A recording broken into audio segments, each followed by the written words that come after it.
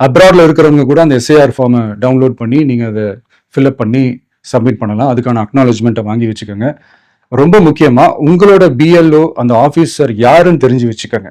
இந்த தேர்தல் ஆணையம் அந்த வெப்சைட்டில் போனீங்கன்னா அந்த பர்டிகுலர் பிஎல்ஓ ஆஃபீஸரோட ஃபோன் நம்பர் கூட நீங்கள் எடுத்து வச்சுக்கலாம். இன்கேஸ் உங்களை யாரையும் ரீச் பண்ணலை, இல்லை உங்களுக்கு அந்த ஃபார்ம் கிடைக்கல அப்படின்னா நீங்கள் அவரை காண்டாக்ட் பண்ணி அந்த ஃபார்மை வாங்கி நீங்கள் ஃபில்அப் பண்ணி நீங்கள் சப்மிட் பண்ணலாம். ரொம்ப முக்கியமாக அதுக்கான அக்னாலஜ்மெண்ட்டை வாங்கி வச்சுக்கோங்க. இது எல்லாமே சரியாக செஞ்சாலும் இந்த எஸ்ஐஆர் மேலே சில டவுட்ஸ் இருக்குது. அது என்னென்னா, இந்த 6,36,00,000 வாக்காளர்களுக்கு ஒருத்தர் விடாமல் இந்த ஒரே மாதத்துக்குள்ளே எப்படி எல்லாருக்குமே அந்த ஃபார்ம் போய் ரீச் ஆகும்? ஒன்று.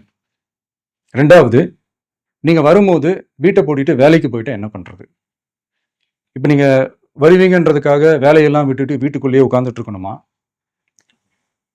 ஸோ இதில் மெயினாக பாதிக்கப்பட போகிறது உழைக்கிற மக்கள், ஏழைகள், வேலைக்கு போகிற பெண்கள்.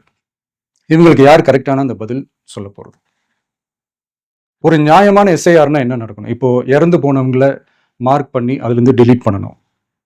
இப்போ போலி வாக்காளர்கள் இருந்தாங்கன்னா அவங்கள மார்க் பண்ணி டிலீட் பண்ணணும். இப்போ ஆல்ரெடி ஓட்டு இருக்கிறவங்களுக்கு எதுக்கு இந்த ரெஜிஸ்ட்ரேஷன் என்ற பேரில் இவ்வளவு குழப்பங்கள் அப்படின்றதான் எங்கள் கேள்வி.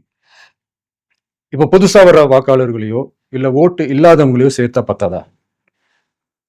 இப்போ ரீசெண்டாக நடந்த இப்போ எலெக்ஷன் 2021, 24 எப்படி எல்லாருமே ஓட்டு போட்டோம்?